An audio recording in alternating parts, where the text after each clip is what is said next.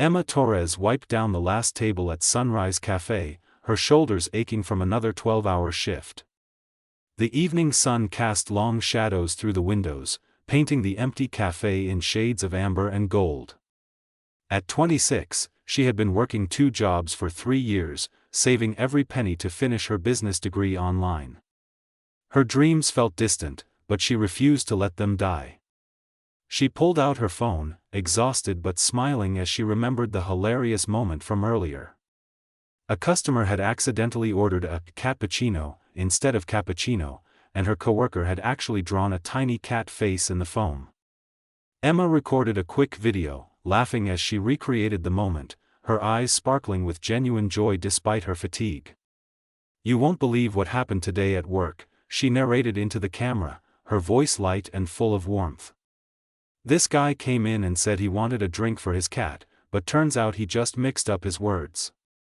Jenny actually made it with a cat face. I love this job sometimes." She meant to send it to her best friend Rachel, who always appreciated these small moments of workplace comedy. But as she scrolled through her contacts, her tired fingers betrayed her. Instead of tapping Rachel's name, she accidentally selected a contact she had saved months ago during a random encounter, Julian Ashford. The message sent before she could stop it. Emma's heart stopped. Julian Ashford. The Julian Ashford. The 34-year-old CEO of Ashford Technologies, a company valued at billions. She had met him exactly once, 6 months ago, when he had walked into Sunrise Cafe looking for a quiet place to take a phone call. He had been kind, tipped generously, and asked for her contact information to send feedback about the cafe to her manager. She had saved his number, never imagining she would actually use it.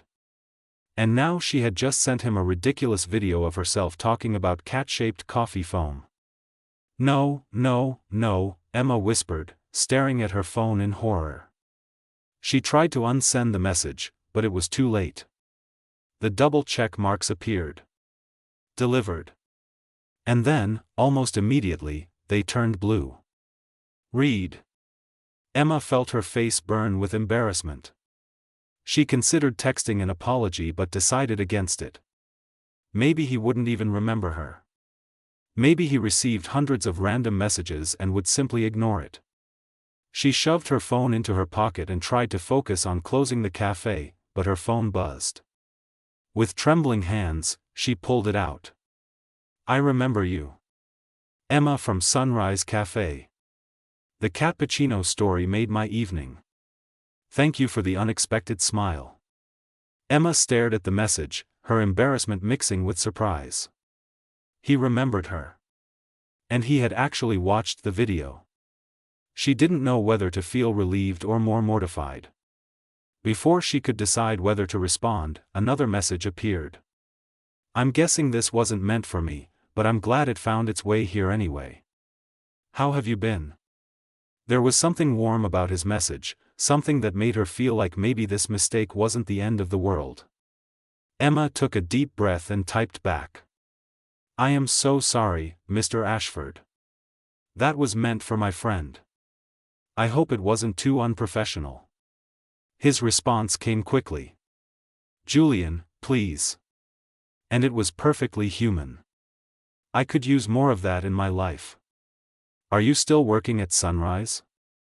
"Yes, still there. Working my way through school." "Impressive. What are you studying?"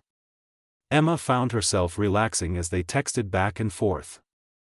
Julian was easy to talk to, asking genuine questions about her studies, her goals, her life.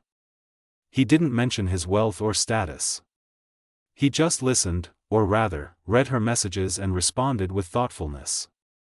3 days later, Emma was working the morning shift when the cafe door chimed. She looked up from the espresso machine and froze.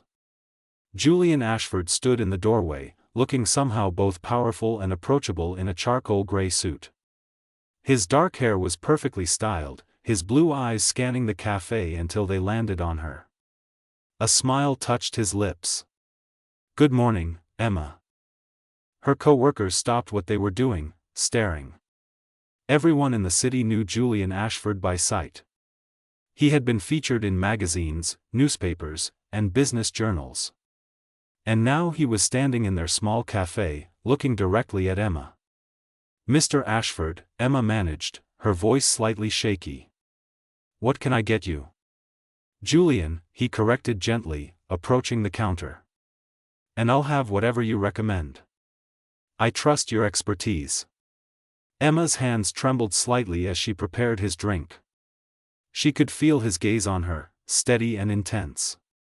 When she handed him the cappuccino, their fingers brushed, and she felt a spark of electricity that caught her off guard. "Thank you," Julian said softly. Then, lower, so only she could hear, "I haven't been able to stop thinking about that video. About your laugh. The way your eyes light up when you're genuinely happy. I know this is forward, but I'd like to get to know you better, Emma. Would you have dinner with me?" Emma's heart raced. This was insane. Billionaire CEOs didn't ask cafe workers to dinner. This didn't happen in real life. And yet, there was something in his eyes, a sincerity that made her want to say yes despite every logical reason to say no. "I don't think that's a good idea," she whispered, aware of her coworkers watching. "We're from completely different worlds." Julian's expression didn't change, but something flickered in his eyes. Disappointment, perhaps, but also determination. "Then I'll just have to keep coming back for coffee," he said with a slight smile. "Until you change your mind." And he did. Every morning for the next 2 weeks, Julian appeared at Sunrise Cafe. He always ordered from Emma, always stayed for exactly 20 minutes, and always left a generous tip. He never pushed, never made her uncomfortable, but his presence became a constant in her routine. Emma found herself looking forward to his visits, preparing his drink before he even arrived. They talked about everything and nothing, their conversations flowing naturally despite the massive gap in their social status. Julian was witty, intelligent, and surprisingly down to earth. He asked about her classes, remembered details from previous conversations, and seemed genuinely interested in her thoughts and opinions. But Emma also noticed something else. The intensity in his gaze when he looked at her. The way he seemed to track her movements around the cafe. The subtle tension in his jaw when male customers flirted with her. It wasn't threatening, but it was possessive in a way that both frightened and thrilled her. On the 15th day, Julian made his move. "I have a proposition," he said as Emma handed him his usual cappuccino. "I'm hosting a charity gala next weekend.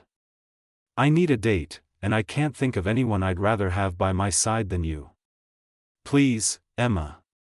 Give me one evening. If you're uncomfortable at any point, I'll bring you home immediately. No pressure, no expectations. Just one chance." Emma looked into his eyes and saw something there that made her breath catch. Vulnerability. Hope. This powerful man was asking, not demanding. He was giving her the choice, the power. Against her better judgment, against every warning bell in her head, Emma heard herself say yes. The charity gala was held at the Grand Riverside Hotel, a glittering palace of marble and crystal that made Emma feel like she had stepped into another universe. Julian had sent a stylist to her apartment that afternoon, along with 3 designer dresses to choose from. She selected a deep emerald gown that hugged her curves and made her feel both elegant and confident. When Julian saw her, his breath visibly caught. He stood at the bottom of the grand staircase, impossibly handsome in his tailored tuxedo, and the look in his eyes made Emma's heart skip several beats. It wasn't just appreciation. It was hunger, fascination, something deeper and more intense than she had ever experienced. "You're breathtaking," he whispered as he took her hand, his thumb brushing across her knuckles in a gesture that felt intimate and possessive. The evening passed in a blur of champagne, classical music, and conversations with people whose names Emma recognized from Forbes magazine. Julian never left her side, his hand constantly at the small of her back, guiding her, protecting her, claiming her in subtle ways that didn't go unnoticed by the other guests. She caught women staring at her with undisguised envy and curiosity. She heard whispered questions about who she was, where she had come from. Julian seemed oblivious to it all, his attention focused entirely on Emma. "Dance with me," he murmured as the orchestra began playing a slow waltz. On the dance floor, Julian pulled her close, closer than the dance required. His hand splayed across her back, and she could feel the heat of his palm through the thin fabric of her dress. They moved together perfectly, as if they had been dancing together for years. "I need to tell you something," Julian said softly, his lips close to her ear. "That video you sent me by mistake changed something in me. I watched it over and over, Emma. Your laugh, your joy, your authenticity. In my world, everything is calculated, controlled, artificial. But you're real. And I can't stop thinking about you. I've tried. God knows I've tried to keep my distance, to be appropriate, but I can't." Emma pulled back slightly to look at his face. His blue eyes were dark with emotion, intense and slightly wild. For the first time, she saw past the polished CEO exterior to the man beneath, a man who was struggling with feelings he couldn't control. "Julian," she began, but he continued. "I know this is fast. I know I'm probably scaring you. But I need you to understand that this isn't casual for me. When I want something, I pursue it completely. And Emma, I want you. Not just for a night or a month. I want to know everything about you. I want to be part of your life. I want you to be part of mine." The intensity of his confession left Emma speechless. Part of her wanted to run, to protect herself from the overwhelming force of his desire. But another part of her, a part she was only beginning to acknowledge, wanted to surrender to it. "You barely know me," she whispered. "Then let me know you. Completely. Give me that chance." The following weeks became a whirlwind that Emma could barely process. Julian was relentless in his pursuit, but in ways that were both thrilling and slightly terrifying. He sent flowers to the cafe every morning, always with handwritten notes that referenced their conversations. He appeared at her evening classes to drive her home, claiming he was in the neighborhood even though his office was across the city. He learned her schedule, her habits, her preferences. When Emma mentioned she loved old bookstores, Julian bought the struggling shop near her apartment to keep it from closing. When she said she missed her childhood dog, he showed up with information about animal shelters, offering to go with her to adopt a rescue. He was attentive, generous, and completely focused on her happiness. But Emma also noticed the darker edges of his obsession. The way his expression hardened when her classmate, Thomas, offered to study with her. The tightness in his jaw when she mentioned going out with her girlfriends. The frequency with which he texted, always wanting to know where she was, what she was doing, who she was with.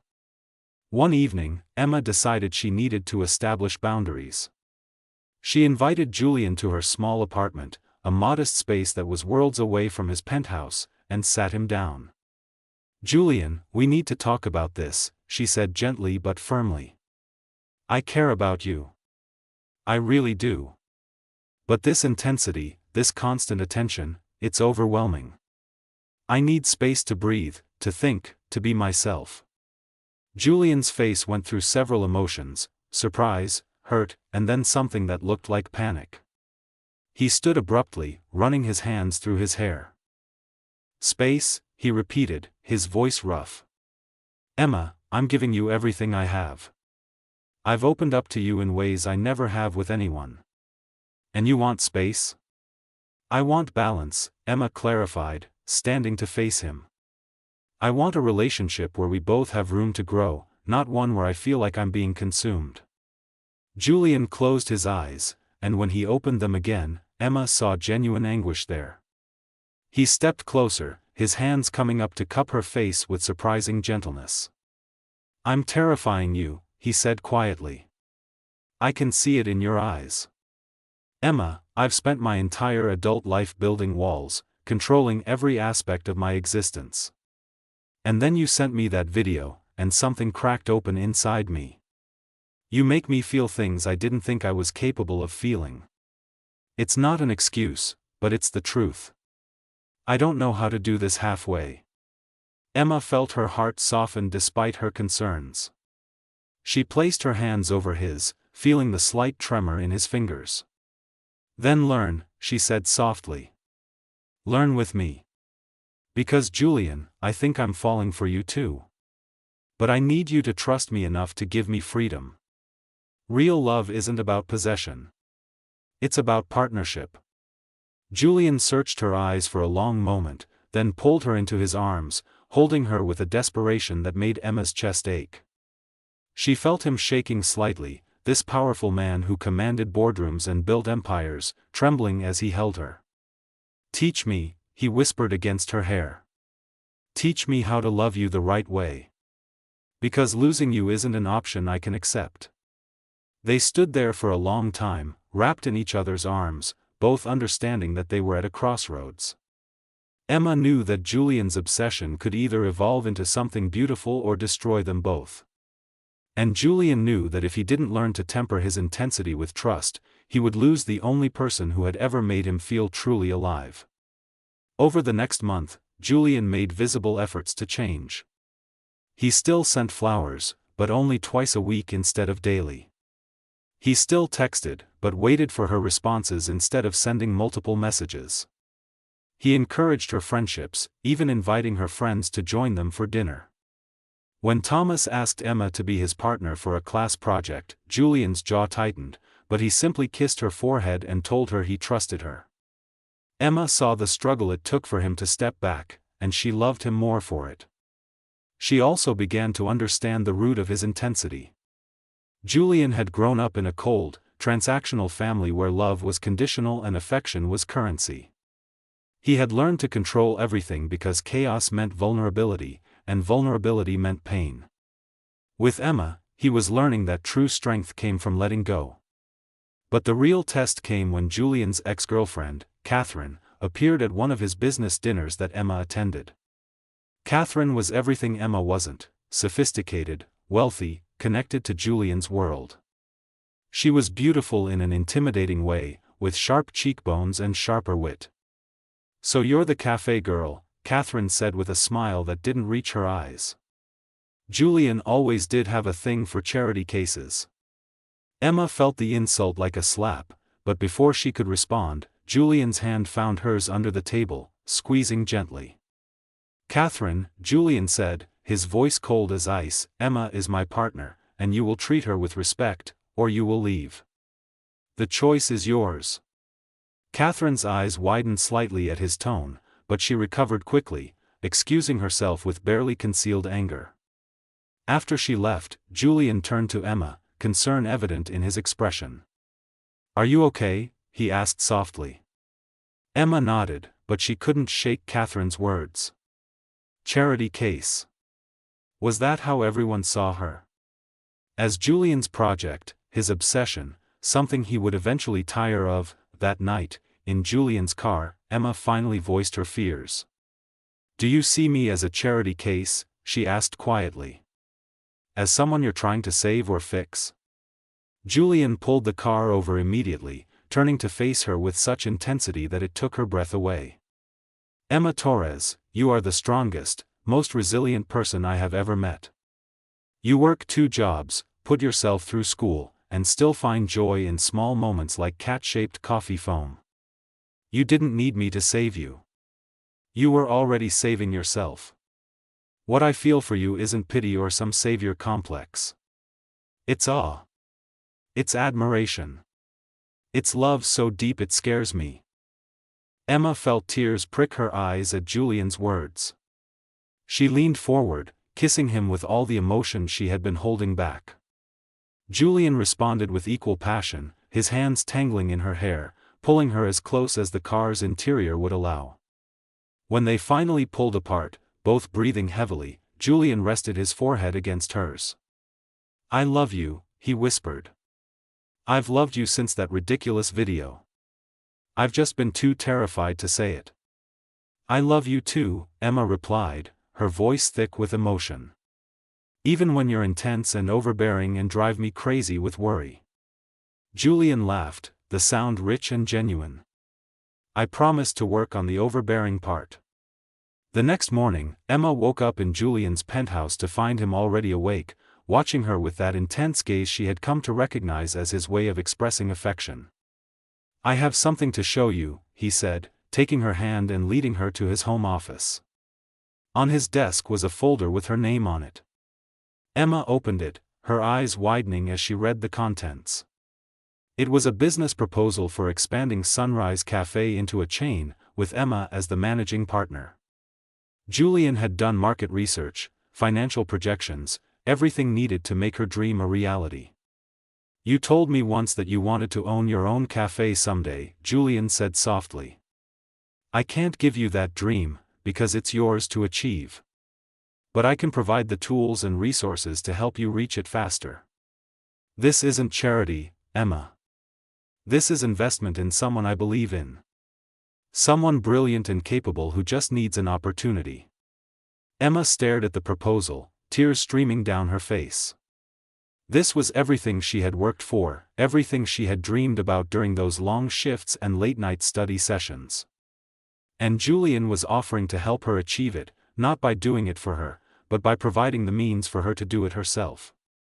Why? She asked, looking up at him. Why would you do this? Julian knelt in front of her, taking her hands in his. Because I want to see you shine, Emma. I want to be there to support your dreams, not replace them with my own vision of what your life should be. I've learned something from you, that real love means celebrating the person you're with, not trying to reshape them into what you think they should be. Emma pulled him up and kissed him deeply, pouring all her gratitude and love into the gesture. When they broke apart, she looked at the proposal again, her mind already racing with possibilities. I'll need to review this carefully, she said, her business mind engaging despite her emotional state. And I'll want my own lawyer to look at the contracts. Julian's face broke into a proud smile. That's my girl. Always smart, always careful. I wouldn't expect anything less. Over the following months, Emma and Julian built something rare and beautiful. They learned to navigate their different worlds, finding balance between his high society obligations and her more grounded lifestyle. Julian attended her college graduation, cheering louder than anyone else when she walked across the stage to receive her business degree. Emma accompanied him to board meetings and charity events, her natural warmth and intelligence winning over even his harshest critics. The first Sunrise Cafe expansion opened 6 months later, with Emma as the owner and creative director. Julian had been true to his word, providing the financial backing but leaving all the creative and business decisions to her. The cafe was a massive success, blending Emma's vision of affordable quality with smart business practices she had learned in school. At the opening celebration, surrounded by friends, family, and supporters, Julian pulled Emma aside. I have one more thing to give you, he said, his voice unusually nervous. He reached into his pocket and pulled out a small velvet box. Emma's breath caught as he opened it, revealing a stunning diamond ring with emerald accents that matched the dress she had worn to their first gala. Emma Torres, Julian said, his voice steady despite the emotion in his eyes, you taught me that obsession and love are not the same thing. You showed me that real strength comes from vulnerability, that control is not the same as care, and that the best relationships are built on trust and partnership. You've made me a better man, and I want to spend the rest of my life growing with you, supporting you, and loving you in the healthy, balanced way you deserve. Will you marry me? Emma didn't hesitate. Yes, she said, tears of joy streaming down her face. Yes, 1,000 times yes. Julian slipped the ring onto her finger and kissed her as their friends and family erupted in applause and cheers. Catherine happened to be at the event as a business connection, and Emma caught her eye across the room. But instead of feeling triumphant or superior, Emma simply felt grateful. Grateful for a mistake that had led to the greatest love of her life. As the evening continued, Emma found herself reflecting on the journey that had brought them here. That accidental video had changed everything. It had sparked an obsession that could have been destructive but instead became the foundation for something beautiful because both of them had been willing to grow, to change, and to choose love over control. Julian found her on the cafe's terrace, looking out at the city lights. He wrapped his arms around her from behind, pulling her close. "What are you thinking about?" he asked softly. "About how one small mistake can change your entire life," Emma replied, leaning back against him. "About how grateful I am that my finger slipped that night." Julian turned her in his arms, looking down at her with eyes full of love and contentment. "That wasn't a mistake, Emma. That was fate. That was the universe knowing that I needed you in my life, even when I didn't know it myself." Emma smiled, reaching up to cup his face. "And now?" "And now," Julian said, kissing her softly, "I know exactly what I need. You. Always you. Not as an obsession, but as a partner. Not as something to possess, but as someone to love. You've taught me the difference, and I'll spend the rest of my life proving that I've learned the lesson." They stood there on the terrace, wrapped in each other's arms, as the city sparkled around them. Emma thought about the girl she had been just a year ago, exhausted and struggling but hopeful. She thought about the man Julian had been, powerful but empty. And she thought about who they had become together, two people who had found each other in the most unexpected way and chosen to build something real, something lasting, something beautiful. The cafe below them buzzed with life and laughter, a testament to Emma's dreams realized. Julian's hand found hers, their fingers intertwining naturally, perfectly. And as they looked out at their future, both of them knew that the best love stories were the ones that challenged you to become better, to grow stronger, and to love more fully. One accidental video had started it all. But it was their choice to nurture that connection, to face their fears and flaws, and to build something extraordinary together that made it a story worth telling. Years later, when people asked Emma about her success, about her marriage to one of the most powerful men in the business world, she would smile and say, "It all started with a mistake." But the best things in life often do. You just have to be brave enough to see where those mistakes can lead you. And Julian, standing beside her, would add, "She taught me that love isn't about holding on too tight. It's about trusting enough to let go." And that's made all the difference. Their love story became legendary, not because it was perfect, but because it was real. It was a testament to the power of growth, the importance of boundaries, and the magic that happens when two people choose to love each other in healthy, balanced ways. Emma never forgot her roots. Even as her cafe empire grew, even as she and Julian built a life of comfort and success, she remained the same genuine, joyful person who had laughed about cat-shaped coffee foam. And Julian, for his part, channeled his intensity into being the best partner he could be, supporting Emma's dreams while pursuing his own. They had 3 children, each one taught the values that their parents had learned together: kindness, resilience, the importance of following your dreams, and the understanding that true love respects boundaries and celebrates individuality. On their 10th wedding anniversary, Emma surprised Julian by recreating that original video, this time intentionally sending it to him. In it, she talked about the journey they had taken, the growth they had experienced, and the love that had sustained them through every challenge. Julian watched it with tears in his eyes, then pulled Emma close. "Best mistake you ever made," he whispered. "Best decision I ever made was giving you a chance," Emma replied. And they both knew it was true. What had started as an accidental message had become a lifetime of intentional love, proving that sometimes the universe knows exactly what it's doing, even when we think we've made a mistake. Their story ended not with grand gestures or dramatic declarations, but with the quiet contentment of two people who had found their home in each other. And that, Emma thought, was the most beautiful ending of all.